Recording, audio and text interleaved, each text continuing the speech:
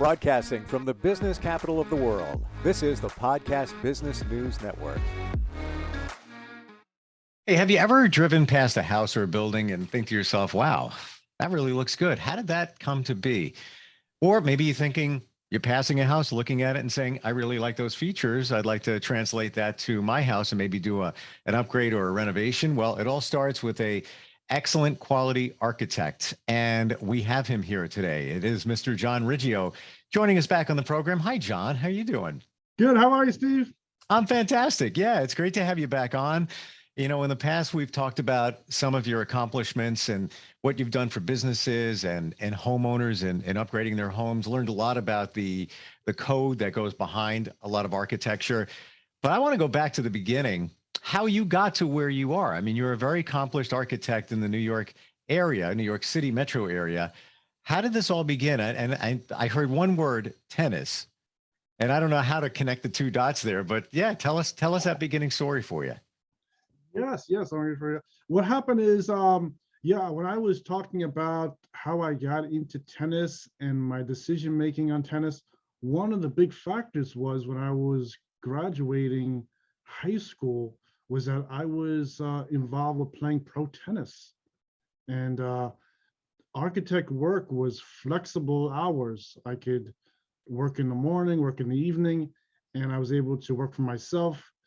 And but one big important thing at that time was playing pro tennis, and I was already playing pro tennis. I was already made a pro prospect and was part of a signed contract since I was really 9 years old.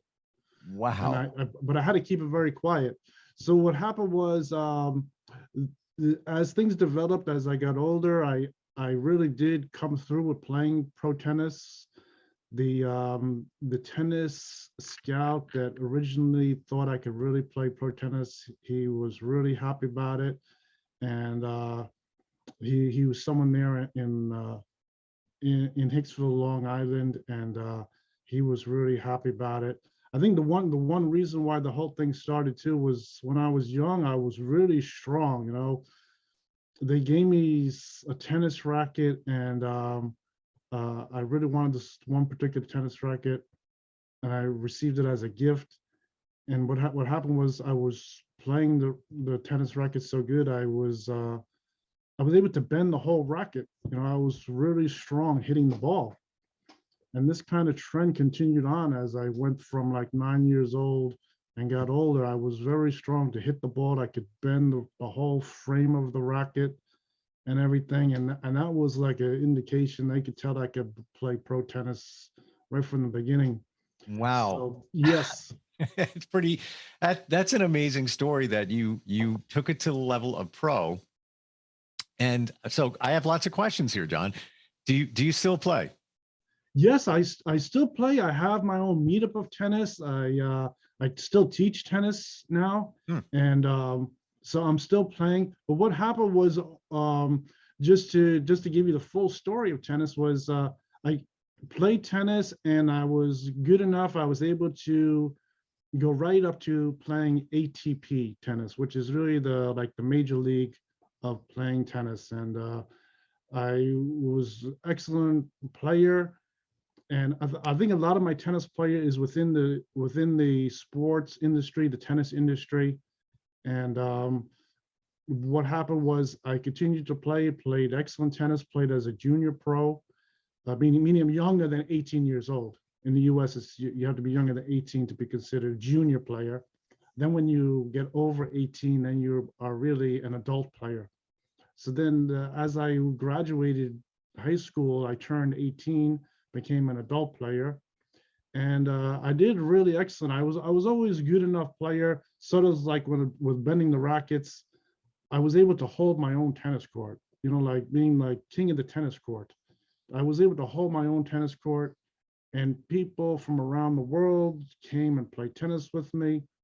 I played with all the top names you see. You know, if you follow tennis going back years ago, and I know all the people who were like veterans of tennis playing, and so from there I was playing tennis, and that was over in Jericho, New York, which is really a good location to start playing tennis. I think a lot of people didn't know it, but there was a lot of pro players there, and a lot of the players from the U.S. Tennis Center, they all used to come out there to play, and they ended up playing me on my court. And I had a great percentage of winning tennis games. My percentage of winning tennis games was I only lost one game in 25, and that's how pro players like gauge the tennis. You say how many losses in a certain number of games. So my percentage was excellent, and I kept playing. Then as I graduated, I ended up having my own court over at the tennis center. I had court 33. And so when I was there at court 33, and I think one thing with architect work is I was always a big builder in tennis. So I was there at court 33, which was like an ordinary court, and they took the court, they renovated the whole thing, put bleacher seats around it, and made it part of the whole tennis center there. So it was a regular court. And so that jumps me up over to like 1987.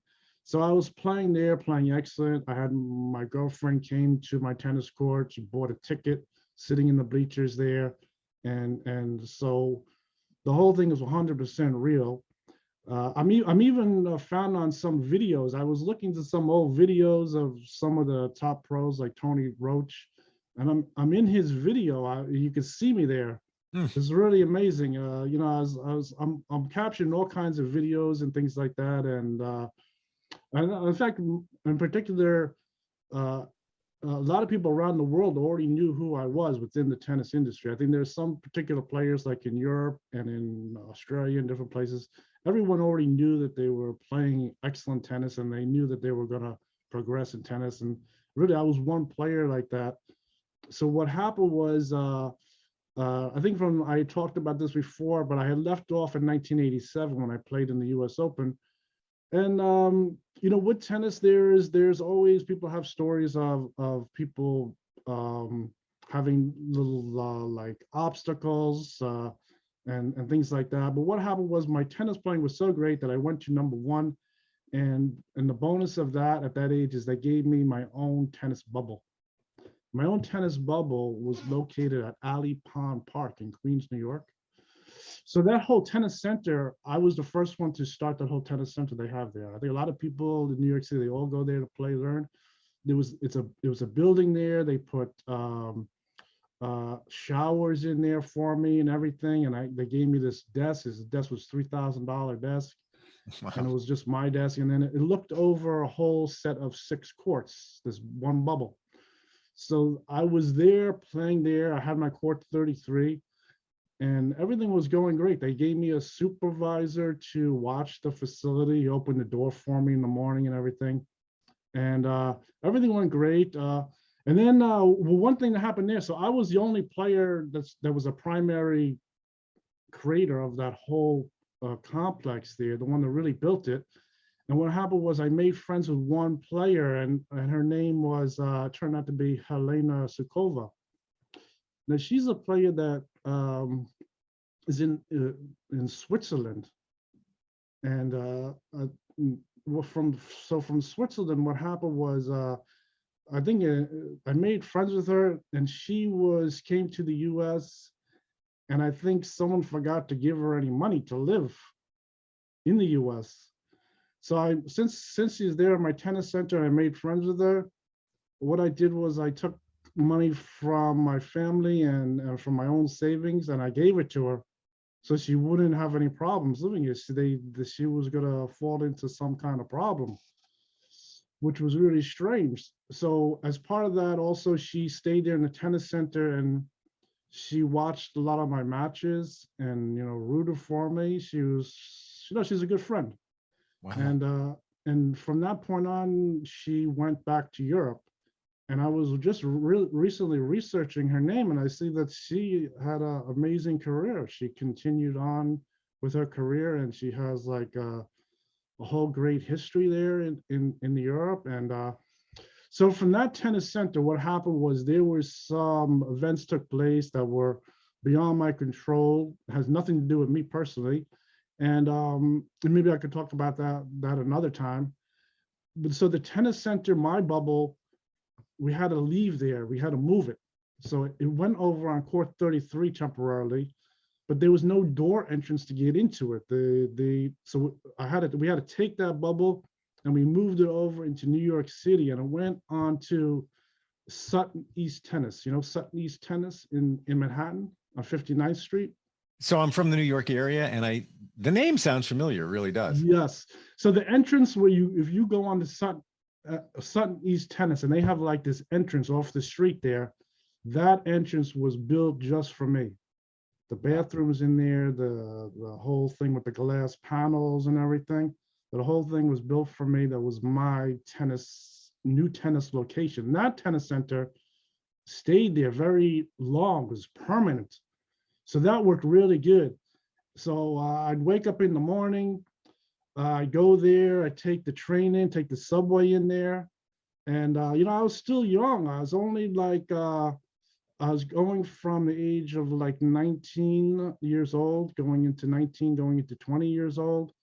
And so I was still learning. It was like, I got on the subway. I used to fall asleep on the subway going there. It was really a lot of fun. And then we go to the tennis center there, and I'd play a lot of matches. So at that point, what happened was, starting from Ali Pond to that is when they got me into playing a lot of tournaments.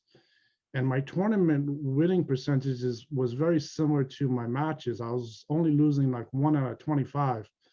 I won a lot of nice ones like the Manhattan Open, the American Airlines Open, a number of other international tournaments. So at the tennis center, it became really big. Like I was saying, I was a builder of tennis centers. I played like everyone, like in the British team, Australian team, Portuguese team, the Spanish team, the French team. They all came to my tennis center, and we all played there. And what happened was, I started to get also a fan club. So I had a great fan club, and they used to come to watch me play. And then the fan club expanded to where they needed general admission. So to make this whole thing with general admission at the Sutton East, they built this big red grandstand. Okay, they built this big red grandstand and painted it red. And I remember my new girlfriend there, she was always amazed at seeing how they constructed this whole grandstand and everything. So what happened was, it worked really good. They have like this big panel television screen and everything, and things were going really excellent. My winning percentages didn't falter. I was still playing great. So what happened was, at some point there, the grandstand had to be removed. They had to relocate it. But in exchange for doing the grandstand, they started to put into works to make a stadium. And they had the plans and started construction of the stadium over at the something called the Polo Grounds. Remember, they used to have the old Polo Grounds in the north of Manhattan? Well, at one of the 5 Polo Grounds, they started construction of my tennis stadium. So from the Sutton East, we were going to move over to my tennis stadium.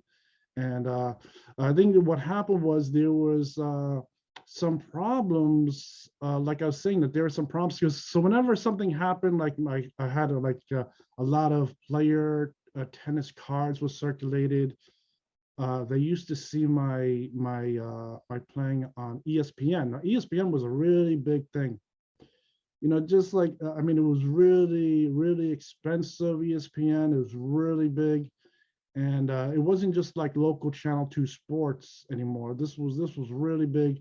And just to jump ahead, I was on vacation once, like a number of years ago, not too many years ago, and I met some fans of mine. They still remember me. They have my player card, and they know my whole career. It was amazing because they were broadcasting a lot of my things all the way out around the other side of the world. They were seeing my playing, so it was really excellent. I think the only thing that really was stopping some of my playing was somehow they had this thing with applying to the court for to continue ATP ranked playing at where I was playing, because that's like a certain kind of sports matter that they had to do. and there was some delays. Like even like a couple times, I had to stop playing. I had to give my sweats to them, give whatever promotional things. I was sponsored by Schlesinger at that time, and I gave them all my things like in the movies, and I'd walk out. And then a couple months later, they said they got an extension. And I come back, they give me my Schlesinger things that they had. I had like a whole photo expose with Schlesinger and everything, and so that's where we was. That's like some of the problems that we're continuing. But in fact, I think the number of tournaments I won were close to 50. I think if I wanted to continue playing, of course, I think I could have went all the way, past 100 wins, but there was those strange stoppages, and since I'm just an ordinary player, I'm totally out of my control to really do anything. It was really big sport business. I mean, there's a lot of money involved. In fact, I was really a big money winner in sports, and that's really how a lot of these tennis centers were constructed. I was really generating money by being an honest player. I wasn't making any deals. Honest tennis player, played all the best players. I think at the tennis center, I think one big name was like John Lloyd from Britain. He came over, played a nice match against him in the London Queens International, and it was very nice. And I know one match. And I think what happened was another thing about the Sutton East was, now the Sutton East, I had my 6 courts there, I had my entrance. But what happens was, since I'm a guy player, usually guys and girls are separate. So Miss Helena Sokova wasn't there. She's in Europe. So they needed a new female player. You know who they selected? They selected a player, Miss Courtney Pulitzer. The Pulitzer Prize. Right. Yeah. Her father is the Pulitzer Prize owner. Wow. And she's a very nice lady, very friendly with her. And what she did is they had her playing through the doors on the other side into more like the public. There's like a public area inside the Sutton. They have like a public area. It's a pretty big complex. It takes up a whole block. And then she was playing on the other side, but she was part of this where she was the female player. And she was always really supportive of me. She really, we played some tennis, tennis together. And she was really excellent. She's a good person. She's doing good things. And then what happened was, so she continued to play. And in fact, I saw her years later because she had her own networking group going. So I saw her again years later too. I saw her again over the years.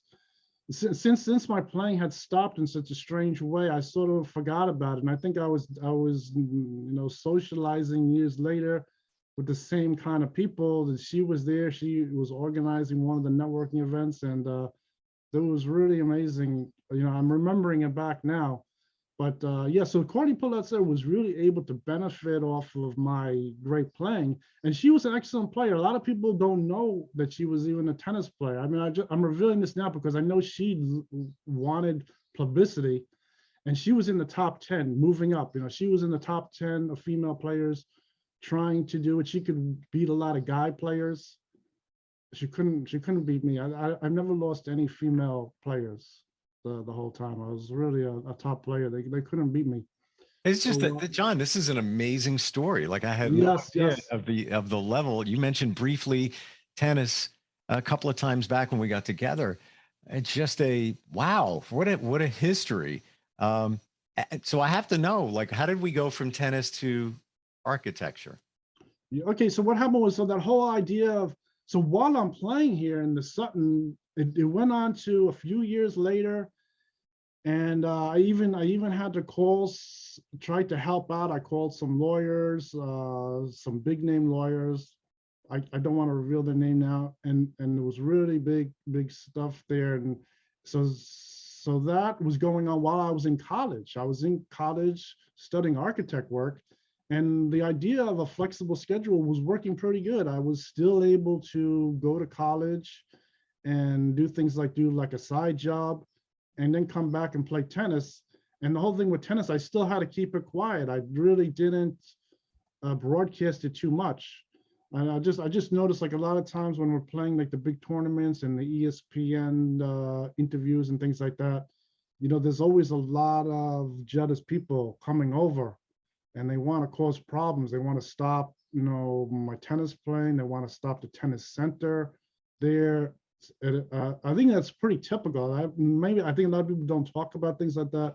That is pretty typical in sports, and that's what was going on there. And so that is how things stopped. But my architect work continued on because it gave me just an ordinary income. In fact, since I was a pro player, I did receive officially a income each year, and then with the bonuses and winning tournaments, I generated a lot of money. But what happened is the money really, I was still a little young. I think I wasn't like, I think the word is really like I wasn't past my mid-20s. Well, all my money was going back into my tennis, and I think a lot of my money went back into my tennis. Gave me like I won the Eastern, which was really big. Now if you watch television, you see the Eastern's one tournament. It's really 12. It's really 12 tournaments, and I won 11 out of 12. So I won all of them, and it was really big. I mean, things like that. So Amazing.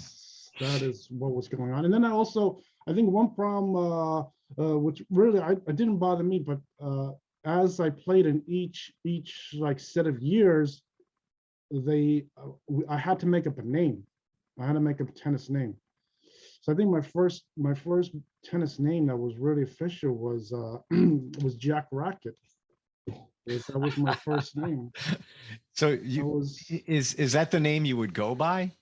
Yeah, this is like a name that was officially submitted, Now, and that was gonna be Jack Racket. That's really the name I started to use. And why would you? my girlfriend knew me as Jack, and Hmm. yeah. But what happened? The name changed. I mean, I had a whole series of names. I don't want to say all of them, but I had a whole series of names. And in fact, one thing at that time, which was very nice, is that one or more people involved, they made some of my cards with just my natural name, John Riggio, which was really good. And so I think like a whole thing with that is also like sport business, like you need like a publicist and everything to bring that out as far as like a memorabilia of tennis. I really can't get involved with them myself. It's not something I'm allowed to do. So So that's with the name Jack Racket, is that sort of like a stage name? Yes, it is. Yes, exactly. Okay.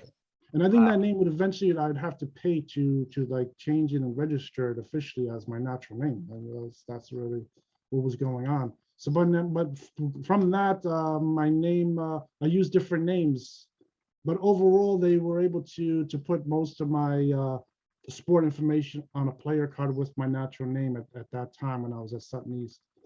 That's just a In fact, at phenomenal Sutton East, I story. was also using another name. I'm not allowed to say the name, but I was also using another name. It was sort of like an actor is in a movie, he takes on a name in a set of movies, and then when the movie changes, you change the name too.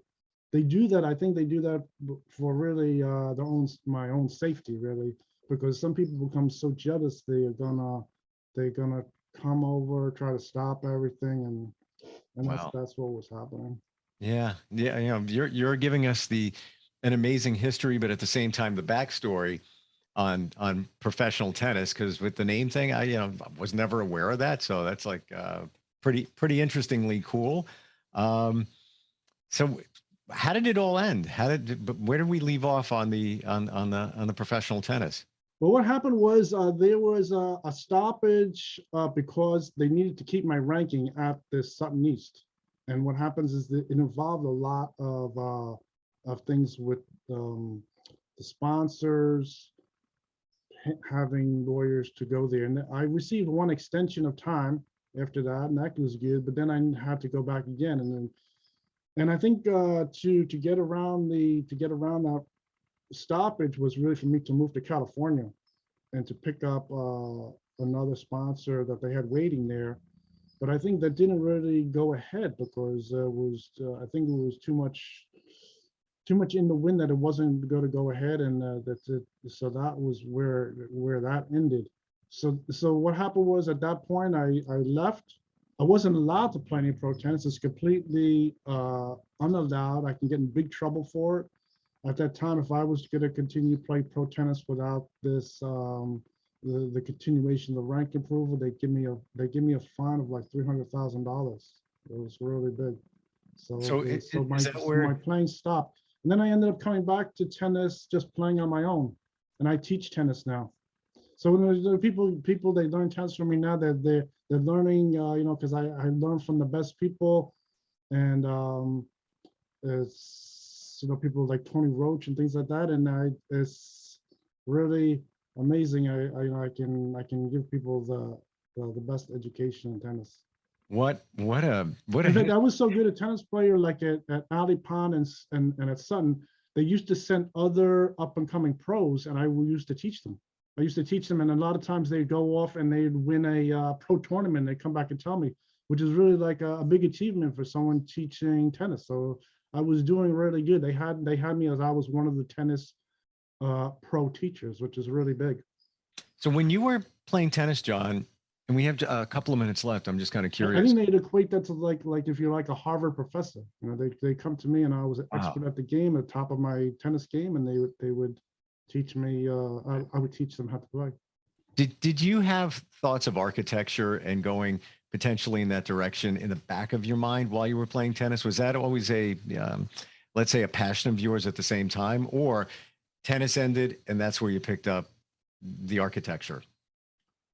No, what happened was since they would give when I was younger, they had ideas of me playing pro sports and also having a career. Maybe one career potential was to do architect work, maybe other types of careers too. But that was one career that I could achieve at. And I think I explained the whole thing also where I lived. There was a lot of backing for things like going into architect work. So that was a lot easier for me to get into something like that. And it wasn't too bad. The flexible schedule, I still utilize this flexible schedule to play tennis and teach tennis. And it still works pretty good. It isn't that bad. I don't complain about the architect work. I think it wasn't too bad. It's a pretty good decision. Hmm. And I had the when it comes to architect work, I had the ability to get really excellent grades and had the ability to work in the field. So it wasn't that bad. And the tennis, like one thing about the tennis was tennis. I didn't really advertise it personally to everyone around me. I had to keep it quiet. And then so the tennis has sort of ended. And I think it was so when my tennis ended, a lot of people didn't know that I was even playing tennis. I didn't tell them before. My tennis ended, and I continued doing architect work, and that's really how it worked. It was really interesting. Wow. Is there any, what the skills that you had as a tennis player and still do, um, do they translate at all into architecture in terms of your eye and accuracy and things like that?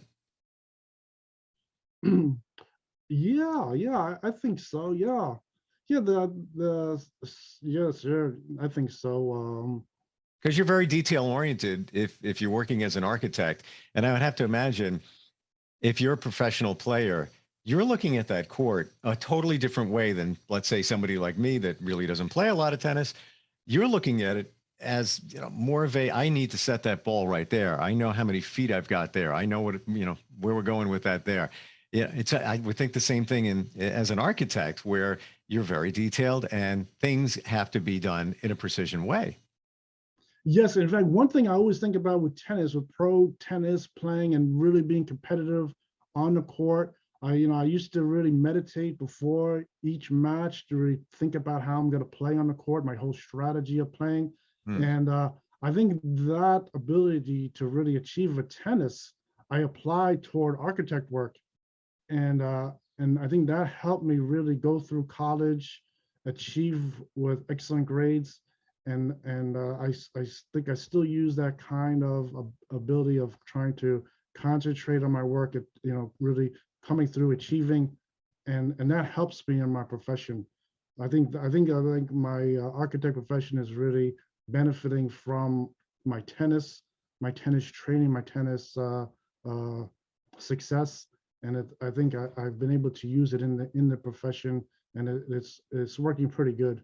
Wow. What, John, what an amazing story. It's like, next time I talk to somebody who plays tennis, I'm like, I know John Riggio. It's like super cool. And, again, you had mentioned tennis once before when we got together, but not into the detail of that.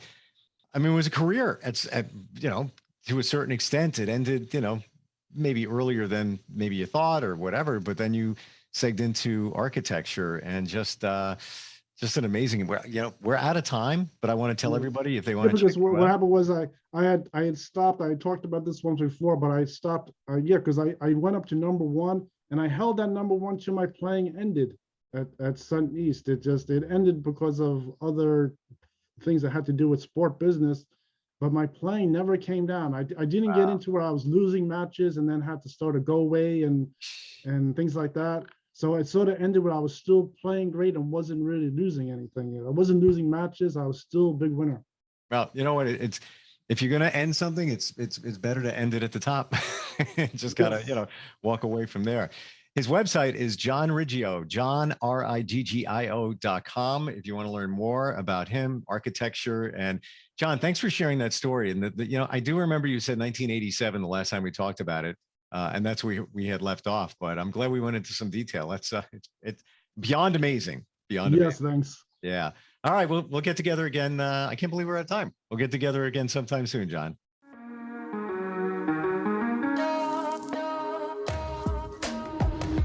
Broadcasting from the business capital of the world, this is the Podcast Business News Network.